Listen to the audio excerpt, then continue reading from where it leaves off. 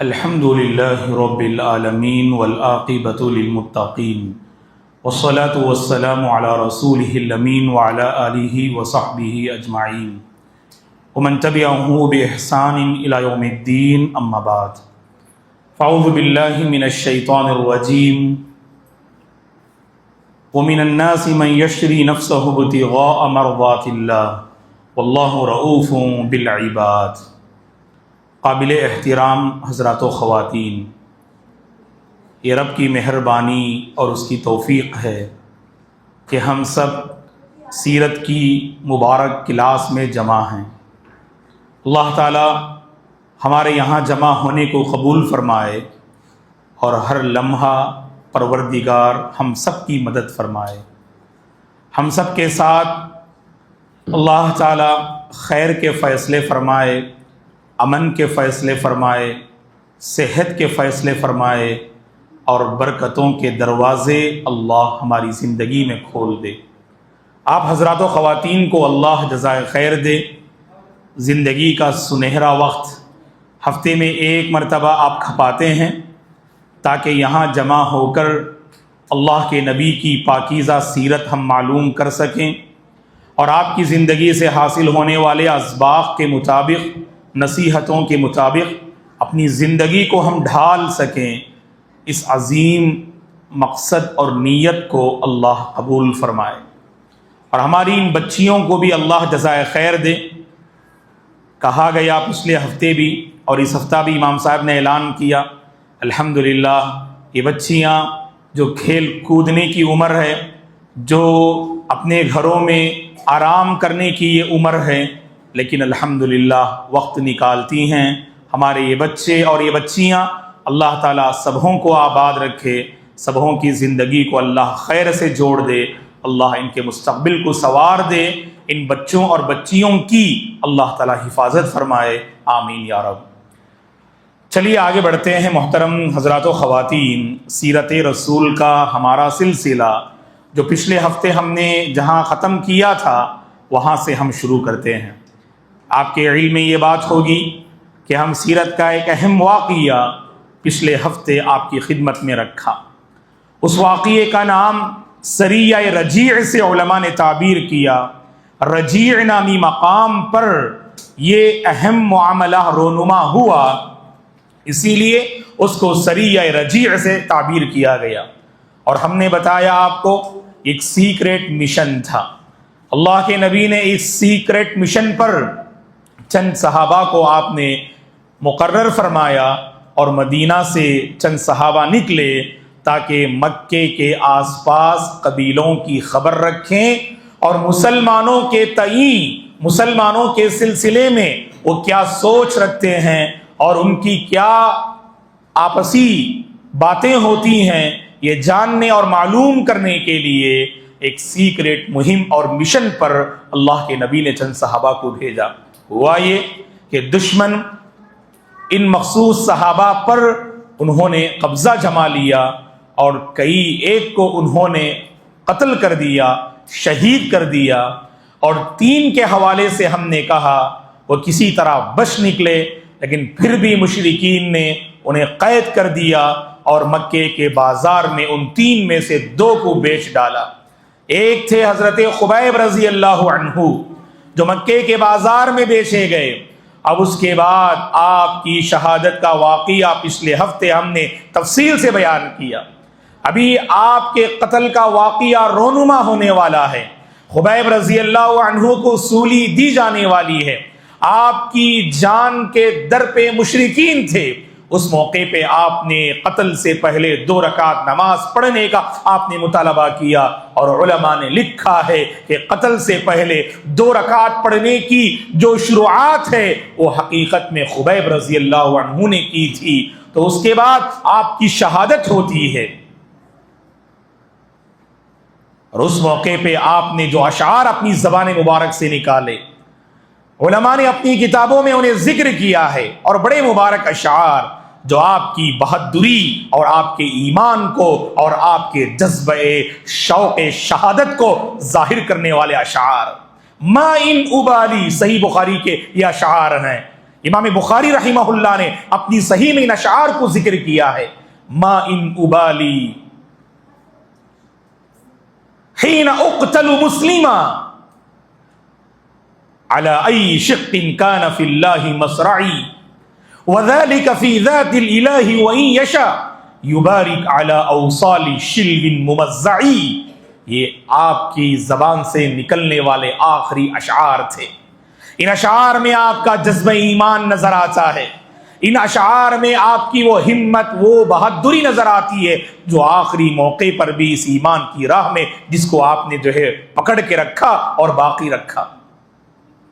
اگر میں اسلام کی حالت میں مارا جا رہا ہوں تو مجھے اس بات کی کوئی پرواہ نہیں میں مر کر کس پہلو پر میں گر رہا ہوں، اور یہ سب کچھ جو ہو رہا ہے اللہ کی راہ اور اللہ کے راستے میں ہو رہا ہے، اور اگر اللہ چاہے وہ میرے جسم کے ٹکڑوں پر اور وہ میرے جسم کے جوڑوں پر اللہ تعالیٰ برکتیں نازل فرمائے گا، اگر پروردگار چاہے تو یہ آپ کی زبان سے نکلنے والے آخری اشعار تھے۔ حضرت خبیب رضی اللہ عنہ، اس کے بعد وہ 3 صحابہ جو اس واقعے میں پکڑے گئے مشرکین کے ہاتھوں، ان میں سے 2 کی شہادت ہو گئی، ایک صحابی باقی رہ گئے۔ اس صحابی کا نام ہے زید بن دثنہ رضی اللہ عنہ۔ زید بن دثنہ رضی اللہ عنہ کو صفوان بن امیہ خریدتا ہے، اور صفوان بن امیہ نے زید بن دثنہ کو خریدا، اور خریدنے کے بعد وہ اپنے گھر لے جاتا ہے اور آس پاس کے علاقوں میں اعلان کر دیتا ہے کہ آنے والے فلاں دن میں محمد کے ساتھی زید بن دثنہ کا کام تمام کرنے والا ہوں اور انہیں قتل کرنے والا ہوں۔ آس پاس کے علاقوں میں وہ اعلان کر دیتا ہے، اور حسب اعلان جس دن اس نے طے کیا تھا اس دن صفوان بن امیہ مخصوص مقام پہ زید بن دثنہ کو لے جاتا ہے۔ اور ہوا یہ کہ جب زید بن دثنہ رضی اللہ عنہ لے جائے جاتے ہیں تو وہاں پر پہلے سے مکے کے بعض سردار وہاں موجود ہوتے ہیں تماشا دیکھنے کے لیے، کیونکہ انہیں بڑی خوشی ہوتی تھی جب مسلمانوں کو تکلیف ہو، اور انہیں بڑا دکھ پہنچتا تھا جب مسلمانوں کو کوئی خوشی اور کوئی کامیابی ملے۔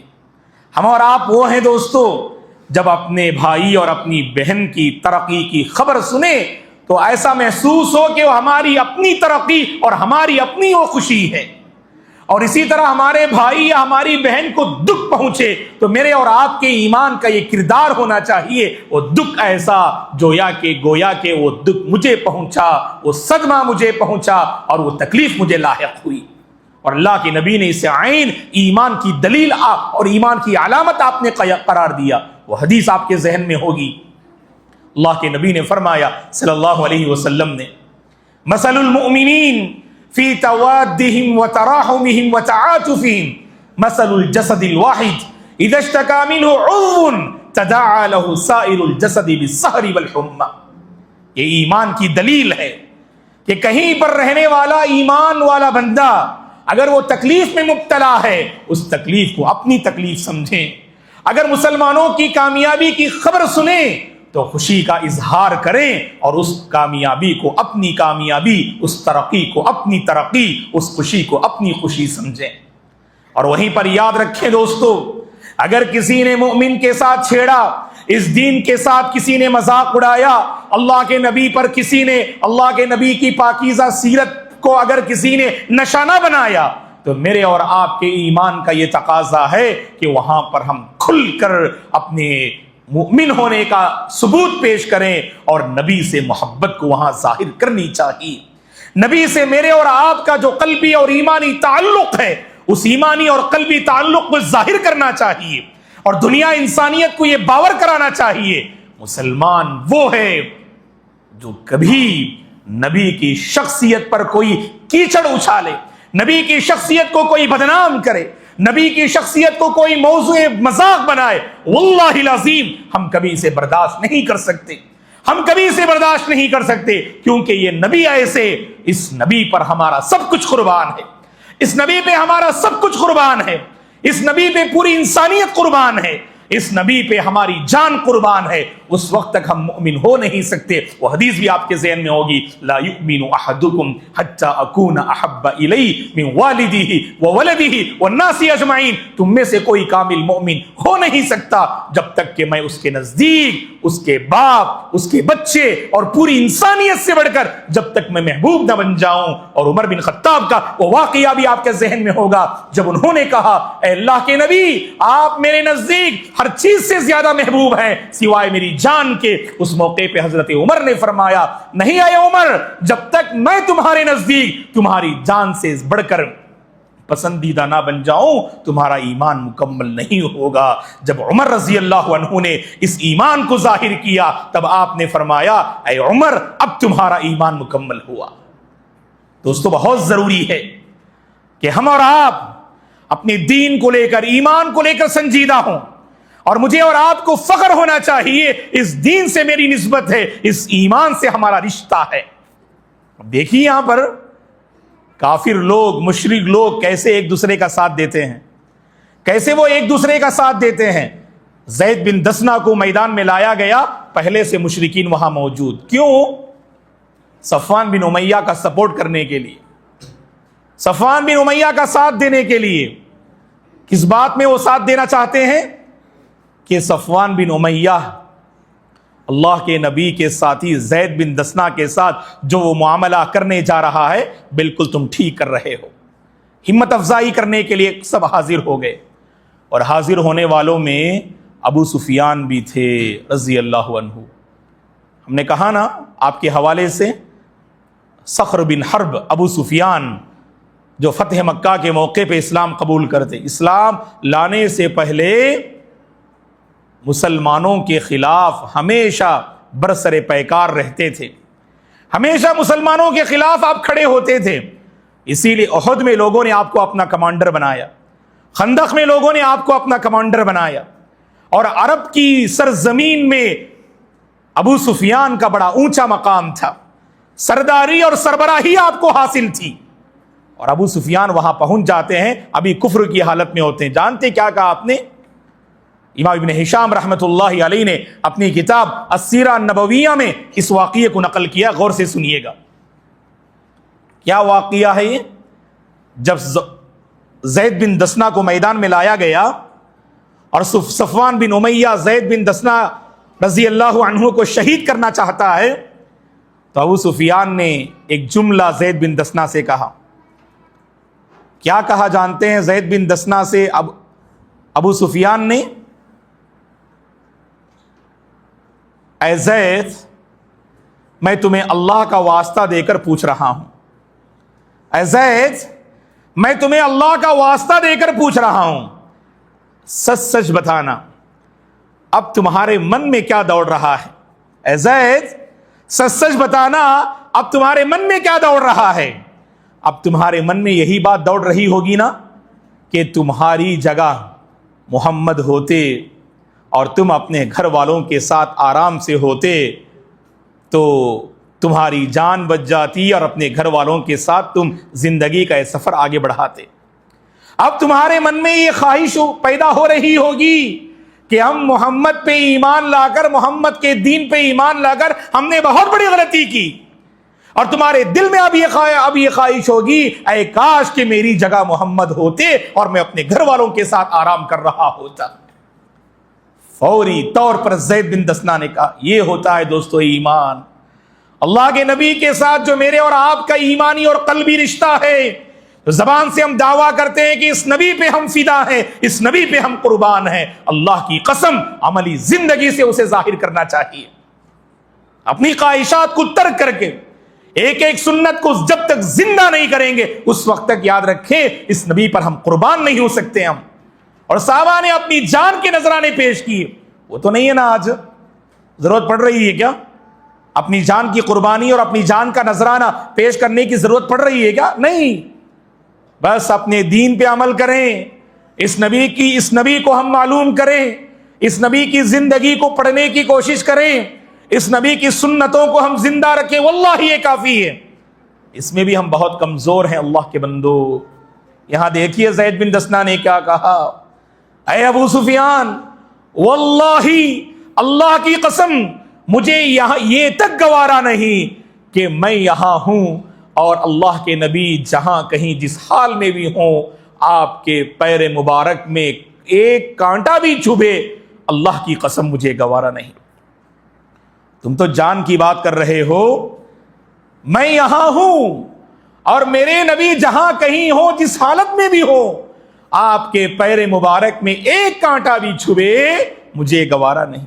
زید بن دسنا نے وہاں پر اپنے سبحان اللہ رسول سے جو سچی محبت تھی اس محبت کو ان الفاظ سے بیان کیا، اور بن صفوان بن امیہ نے زید بن دسنا رضی اللہ عنہ کو شہید کر دیا۔ دوستو اس طرح یہ رجی کا واقعہ یہاں مکمل ہوتا ہے۔ اللہ کے نبی کو یہ خبر ملی تو اللہ کے نبی کو بہت تکلیف پہنچی جب اللہ کے نبی کو یہ خبر دی گئی جس سیکرٹ مشن پر اللہ کے نبی نے اپنے چند منتخب صحابہ کو روانہ فرمایا تھا، وہ سارے صحابہ شہید کر دیے گئے، وہ سارے صحابہ کفار کے ہاتھوں انہوں نے شہادت پالی۔ ابھی رجی کا واقعہ مکمل نہیں ہوا، یہاں پر ایک اور بڑا اندھوناک واقعہ پیش آتا ہے۔ دوستو احد کے بعد خندق سے پہلے کے واقعات ہم معلوم کرتے آ رہے ہیں، تو پچھلے ہفتے ہم نے رجی کا واقعہ جس کی ابتدا کی، آج ہم نے اس واقعے کو مکمل کیا۔ ایک اور واقعہ یہاں پیش آتا ہے، یہ سیرت کا بڑا المناک اور دردناک واقعہ ہے۔ دوستو سیرت کا یہ المناک اور دردناک واقعہ کیوں نہ ہو؟ کیونکہ اس واقعے میں 70 ایسے صحابہ جو قرآن مجید پڑھنے میں بڑے ماہر تھے، جو عبادت و بندگی میں اپنا ایک نمایاں کردار اور اپنی نمایاں پہچان رکھتے تھے، ایسے 70 مبارک قرہ صحابہ اس واقعے میں شہید کیے جاتے ہیں۔ کتنے صحابہ؟ 70 صحابہ شہادت پاتے ہیں، اور یہ سب کے سب قرآن مجید پڑھنے میں بڑے ماہر تھے، اور علماء نے لکھا ہے کہ یہ ان 70 صحابہ کو قرہ کہا جاتا تھا، بڑے ماہر تھے قرآن پڑھنا، جسے اچھا آتا ہے نا، جو اچھے ڈھنگ سے تلاوت کرتا ہے اسے قاری کہتے ہیں، اور جو قرآن مجید میں ماہر ہوتا ہے اللہ کے نبی نے فرمایا اس کے مقام کو واضح کرتے ہوئے، یہ اللہ کے مقرب فرشتوں کے ساتھ اس کا حشر ہوگا، اور اللہ کے مقرب فرشتوں کے ساتھ سبحان اللہ اس کا معاملہ ہوگا۔ الماہر بالقرآن مع السفرۃ الکرام البررہ، یہ اللہ کے نبی نے فرمایا صلی اللہ علیہ وسلم نے۔ اور امام مسلم رحمۃ اللہ علیہ نے اپنی صحیح مسلم میں لکھا ہے، یہ لوگ کون تھے؟ 70 صحابہ، ان کی ایک صفت امام مسلم نے ذکر کی ہے، یہ دن میں لکڑیاں جمع کرتے تھے، اور رات میں تہجد میں نفل میں مصروف رہتے تھے۔ صحیح مسلم کی حدیث ہے۔ یہ 70 قرہ کی خوبی کیا تھی؟ دن میں لکڑیاں جمع کرتے تھے اور رات میں قیام میں نفل اور تہجد میں مصروف رہتے تھے۔ اور جانتے لکڑیاں کیوں جمع کرتے تھے؟ لکڑیاں جمع کر کے انہیں بیچتے تھے، اور صحیح مسلم کی ایک اور روایت ہے، جن لکڑیوں کو بیچتے تھے ان لکڑیوں سے جو آمدنی آتی تھی، جو پیسہ ملتا تھا، اس پیسے کو اصحاب صفہ پر خرچ کرتے تھے۔ اور یہ اصحاب صفہ کون ہے؟ اللہ کے نبی نے جو چبوترا آپ نے قائم فرمایا، مسجد نبوی سے متصل لگ کر جو چبوترا جو آپ نے قائم فرمایا تھا، جہاں مدینے کے غریب و نادار صحابہ وہاں ان کا مسکن تھا، ان کے ٹھہرنے کی وہ جگہ تھی جہاں رہ کر اللہ کے نبی کی صحبت وہ پاتے تھے اور اللہ کے نبی سے علم حاصل کرتے تھے۔ یہ مدرسۃ الصفہ ہے یہ، اور قیامت تک جتنے مدارس اب تک جو قائم ہوئے اور جو قائم اور آباد ہیں اور جو قائم کیے جائیں گے، سب اسی صفہ کے نقش قدم پہ چلتے ہیں۔ اس کے معلم اول صلی اللہ علیہ وسلم ہیں۔ اللہ کے نبی ان صحابہ کے کیا تھے؟ استاذ تھے۔ اور انہی اصحاب صفہ میں ایک نام آپ جانتے، آپ حضرت ابو ہریرہ عبد الرحمن ابن صخر الدوسی رضی اللہ عنہ، بڑے عظیم صحابی، سب سے زیادہ احادیث روایت کرنے والے حضرت ابو ہریرہ عبد الرحمن ابن صخر الدوسی رضی اللہ عنہ۔ جانتے ہیں حضرت ابو ہریرہ کی کیا حالت ہوتی تھی، مسند احمد کی حدیث ہے، اس سے آپ اندازہ لگا سکتے ہیں صفہ والوں نے کتنی بڑی بڑی قربانیاں دی اللہ کے نبی کی وہ صحبت پانے اور اس علم کو حاصل کرنے کے لیے۔ آج تو دوستو اللہ کا کرم، ہم اے سی میں بیٹھے ہیں، ایک بہترین چھت ہمیں نصیب ہوئی ہے، سارے انتظامات ہیں، ساری سہولیات ہیں۔ اگر کوئی بات سمجھ میں نہ آئے تو یوٹیوب میں ہمارا جو ہے اس مسجد کے چینل میں درس بھی اپلوڈ ہوتا ہے، آپ دوبارہ سن سکتے ہیں، دوبارہ اپنے علم کو بڑھا سکتے ہیں۔ کتنی سبحان اللہ اللہ کی نعمتیں۔ یہاں دیکھو حضرات صحابہ فرماتے کبھی ہم نماز میں ہوتے تو پیچھے سے گرنے کی آواز ہمیں سنائی دیتی تھی، اچانک جیسے کوئی بندہ کھڑے کھڑے نیچے گر جائے نا تو ایک آواز آتی ہے نا، تو کبھی کبھار ہم یہ آواز سنتے تھے۔ اور یہ کون ہوتے؟ یہ صفہ کے وہ صحابہ ہوتے جو نہ کھانے کی وجہ سے، حد سے زیادہ بھوک کی وجہ سے انہیں چکر آتی اور نمازی میں گر جایا کرتے تھے۔ ان میں حضرت ابو ہریرہ بھی تھے دوستو رضی اللہ عنہ، بڑے علم دوست صحابی۔ اب آپ دیکھیے 7 ہجری میں اسلام قبول کرتے، 4 سال کی مدت میں پورے صحابہ پہ آپ فوقیت پا گئے، اور 5370 پر 4 حدیثیں آپ نے روایت کی۔ پوری تاریخ حدیث میں سب سے زیادہ حدیثیں بیان کرنے والے اور حدیثیں روایت کرنے والے کون نریٹر ہیں؟ یہی راوی حدیث حضرت ابو ہریرہ۔ 5370 پر 4 حدیثیں، پورے صحابہ میں کسی نے اتنی حدیثیں بیان نہیں کی۔ دیکھو اگر ہمارے پاس سچا شوق ہے نا، بہت کچھ کر سکتے ہیں ہم خاص کر یہاں اسٹوڈنٹس بیٹھے ہیں ہمارے، یہاں طلبہ ہیں، طالبات ہیں، بچے ہیں، بچیاں ہیں۔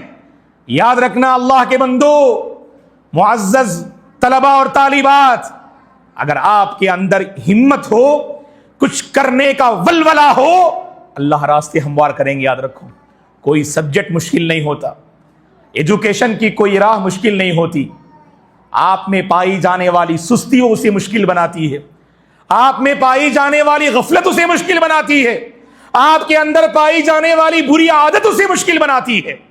ورنہ تعلیم بہت آسان ہے، یہ تعلیم آپ سے قربانی چاہتی ہے، یہ تعلیم آپ سے محنت چاہتی ہے، یہ تعلیم آپ سے جو ہے بلند حوصلہ چاہتی ہے۔ عزیمتوں کے راستے بڑے ہی پرخطر سہی، عزیمتوں کے راستے بڑے ہی پرخطر سہی، جو حوصلے بلند ہوں نشیب و کیا فراز کیا۔ آج بعض ماں باپ پریشان ہیں اپنے بچوں کو لے کر، بچیوں کو لے کر پریشان ہیں، مولانا ہمارے بچے پڑھتے نہیں۔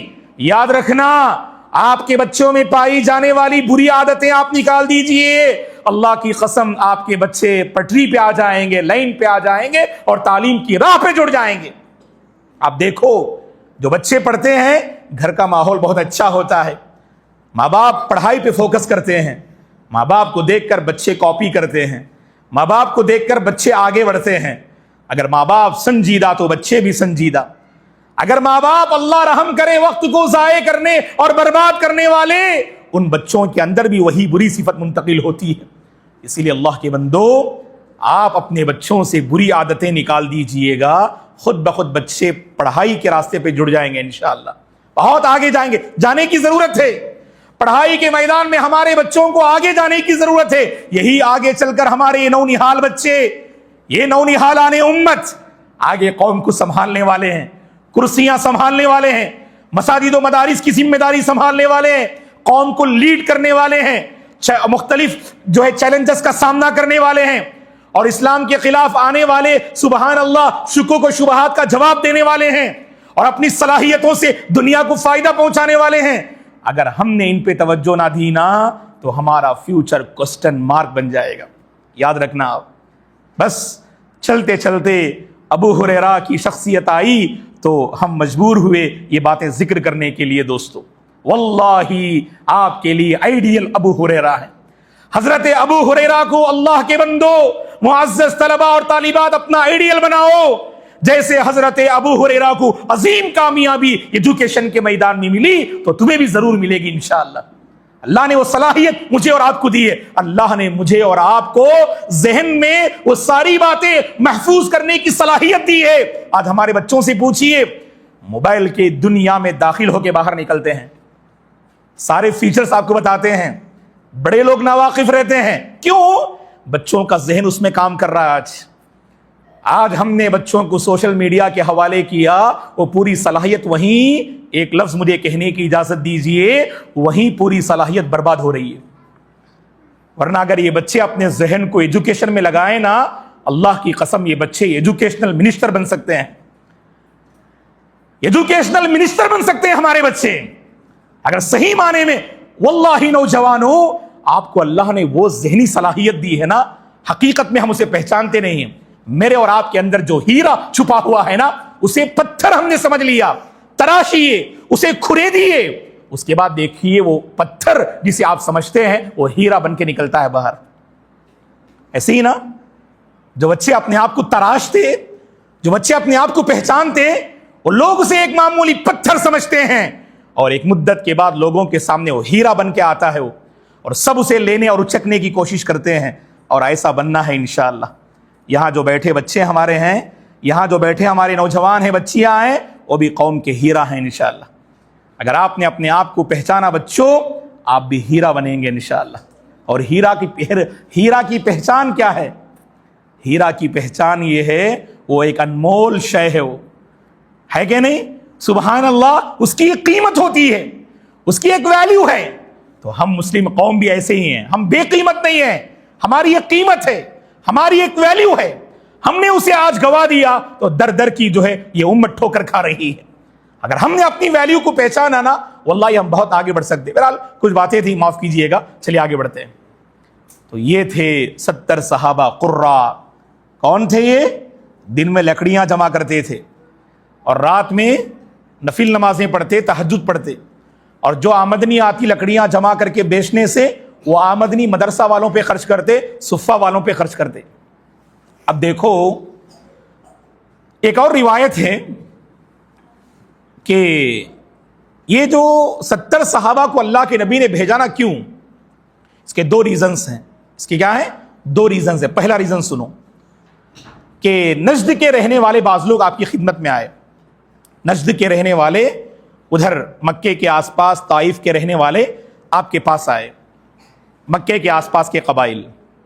انہوں نے آ کر کہا، اے اللہ کے نبی، ہم مسلمان ہیں، ہمیں دین سمجھنے کے لیے اور ہمیں دین سیکھنے کے لیے چند افراد کی ضرورت پڑ رہی ہے، آپ اپنے ساتھیوں کو بھیجیے، ہم ان سے دین سیکھنا چاہتے ہیں۔ اللہ اکبر! اللہ کے نبی نے 70 صحابہ کو سلیکٹ کیا، سلیکٹڈ پیپل۔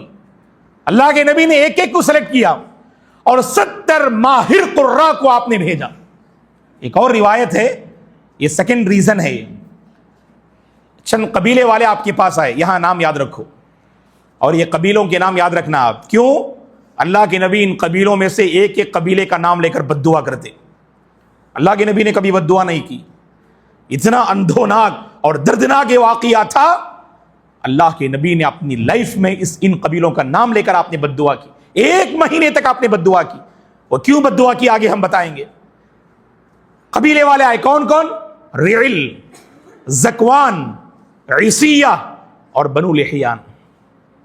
بعض نے اسے رعل پڑھا ہے اور بعض نے اسے رعل کہا ہے، یہ قبیلے کا نام ہے۔ اور ایک ہے زکوان، اور ایک ہے بنو لحیان، اور ایک ہے عیسیہ، عین سے عین صاد یا ہا، عیسیہ۔ یہ 4 قبیلے والے اللہ کے نبی کے پاس آتے اور آ کر کہتے، اللہ کے نبی، ہمیں دشمن سے کچھ مقابلہ کرنے کے لیے ہمیں چند افراد کو آپ بھیجیے گا۔ تو 2 روایتیں ہیں، ایک روایت میں دین سکھانے کے لیے آپ نے بھیجا، ایک اور روایت میں دشمنوں سے مدد طلب، دشمنوں کے خلاف مدد کرنے کے لیے آپ نے یہ 70 قرہ بہادر صحابہ کو آپ نے بھیجا۔ یہاں پر ایک آدمی کا نام علماء نے ذکر کیا ہے، وہ بھی نام یاد رکھو، لیکن دشمن تھا حقیقت میں یہ، اور اس واقعے میں دیکھو اس کا نام علماء ذکر کرتے ہیں۔ کون تھا یہ؟ ابو برا، مالک بن عامر۔ اس کا ایک لقب علماء نے ذکر کیا ہے، اس کا لقب کیا ہے؟ ملاعب الاسنہ کہتے ہیں اس کو۔ کیوں؟ یہ نیزوں اور تیروں سے کھیلنے والا تھا، یہ بڑا مشہور اور ماہر جو ہے یعنی نیزہ باز تھا۔ یہ نیزہ اور تیر اندازی میں جو ہے یہ بہت اونچا مقام رکھتا تھا، اسی لیے علماء نے اس کا نام ہی ملاعب الاسنہ اس کا ایک لقب دیا ہے۔ نیزوں اور تیروں سے کھیلنے والا. کون؟ نیزوں اور تیروں سے کھیلنے والا ابو برا مالک بن عامر. ابو برا مالک بن عامر. سنیے، جب یہ آپ کی خدمت میں حاضر ہوا، اللہ کے نبی نے دین کو اس کے سامنے پیش کیا، اسلام کو پیش کیا، اور یہ کہا کہ میں اسلام قبول نہیں کروں گا. پھر اللہ کے نبی نے پیش کیا، چونکہ اس کا ایک مقام تھا قوم میں. اللہ کے نبی نے خواہش کی کہ ابو برا اسلام قبول کر لے، تو ابو برا نے اسلام قبول نہیں کیا.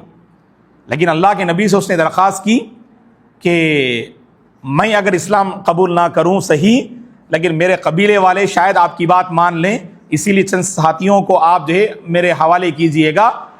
تو اس وقت اللہ کے نبی نے کہا کہ انی اخاف علیہم اہل نجد، میں نجد والوں کے بارے میں ڈر رہا ہوں کہ وہ ان کے ساتھ کہیں برا سلوک نہ کر دیں. نجد والوں سے مجھے امید نہیں ہے. تو ابو برا نے کہا کہ میں اپنے ذمے میں لیتا ہوں محمد، میں ان کا ذمہ دار ہوں، میں اپنی ذمہ داری میں لیتا ہوں، ان کے ساتھ کوئی برا سلوک نہیں ہوگا. چونکہ اس وقت میں زبان کے لوگ پکے تھے. ایک طرف ابو برا نے اپنی زبان سے کہا، جو بڑا ماہر تھا تیر اندازی میں، نیزہ بازی میں، تو اللہ کے نبی نے 70 صحابہ کو حوالے کر دیا. المہم دین کی تبلیغ کے لیے ہوں، دین کی تعلیم کے لیے ہوں، یا دشمنوں کے خلاف مدد کرنے کے لیے صحیح، اللہ کے نبی نے 70 صحابہ کو حوالے کر دیا. اب یہاں غور سے سنیے، عامر بن طفیل کے قبیلے میں یہ قبیلہ پہنچتا ہے. یہ 70 افراد پر مشتمل قراء کی جماعت وہاں پہنچتی ہے. ام سلیم رضی اللہ عنہا کا نام آپ نے سنا ہوگا. ان کے ایک بھائی ہیں حرام بن ملحان. حرام بن ملحان رضی اللہ عنہ کو اللہ کے نبی نے خط دے کر بھیجا تھا. کیا خط؟ اس میں کیا بات تھی؟ یہ جو آ رہے ہیں 70، یہ قراء ہیں، یہ میرے ساتھی ہیں، ان کے ساتھ وفاداری کا معاملہ کرنا، بے وفائی اور خیانت کا معاملہ نہیں کرنا. یہ دین سکھانے کے لیے آ رہے ہیں، انہیں کوئی نقصان نہیں پہنچانا. تو حرام بن ملحان جب عامر بن طفیل کے قبیلہ میں پہنچے، اور یہ لوگ لے کے آگے بڑھ رہے تھے، یہ رعل، یہ زکوان، یہ عیسیہ، یہ بنو لحیان لے کر آگے بڑھ رہے تھے. تو جیسے ہی عامر بن طفیل کے قبیلے میں پہنچے، تو عامر بن طفیل اللہ کے نبی کا بڑا دشمن تھا. اس نے پوچھا کیوں آئے ہو، کون ہیں یہ سارے لوگ؟ تو فوراً قبیلے والوں نے کہا کہ محمد اور اللہ کے نبی جو خط دیے ہیں نا، وہ خط جا کے دکھاؤ.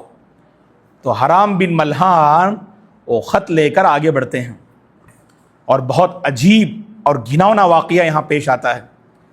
اور جیسے حرام بن ملحان آگے بڑھتے ہیں، اور اس کے بعد کے واقعات انشاءاللہ آگے ہم آنے والی کلاس میں بیان کریں گے.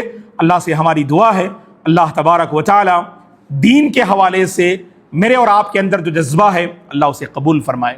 اللہ ایمانی حالت میں ہم سب کو باقی رکھے. ہر فتنے سے اللہ پوری امت کی حفاظت فرمائے. جہاں کہیں لوگ پریشان حال ہیں، بد امن ہیں، اللہ تعالیٰ سب کے حق میں خیر کے فیصلے فرمائے، سب کے حق میں اللہ امن کے فیصلے فرمائے. اللہ تعالیٰ ہمارے مساجد و مدارس کی اللہ حفاظت فرمائے، ہمارے علماء کی اللہ حفاظت فرمائے، ہماری عورتوں کی عزت و آبرو کی اللہ حفاظت فرمائے، شعائر دین کی اللہ حفاظت فرمائے، نوجوانان ملت کی اللہ حفاظت فرمائے. جہاں کہیں لوگ پریشان حال ہیں، خاص کر ہمارے بھائی اور ہماری بہنیں، اللہ تعالیٰ سبوں کی حفاظت فرمائے. اور یہاں جو احباب حاضر ہوئے ہیں، حضرات و خواتین حاضر ہوئے ہیں، اللہ تبارک و تعالیٰ آپ تمام کی حاضری کو قبول فرمائے. آپ تمام کے گھروں میں اللہ برکتوں کے دروازے کھول دے. اللہ تعالیٰ آپ تمام کو اپنی حفظ و امان میں رکھے. اللہ تعالیٰ آپ کی اور آپ کے گھر والوں کی حفاظت فرمائے. اللہ آپ تمام کو صحت و عافیت سے نوازے. اللہ تعالیٰ آپ کی زندگی میں خیر و برکات کا نزول فرمائے. اللہ ہر شر اور پریشانی سے آپ تمام کی حفاظت فرمائے. اللہ ہم سب کو خیر پہ باقی رکھے اور خیر پر خاتمہ نصیب فرمائے. آمین. اقول قولی ھذا واستغفر اللہ لی ولکم ولسائر المسلمین من کل ذنب فاستغفروہ انہ الغفور الرحیم. جیسا کہ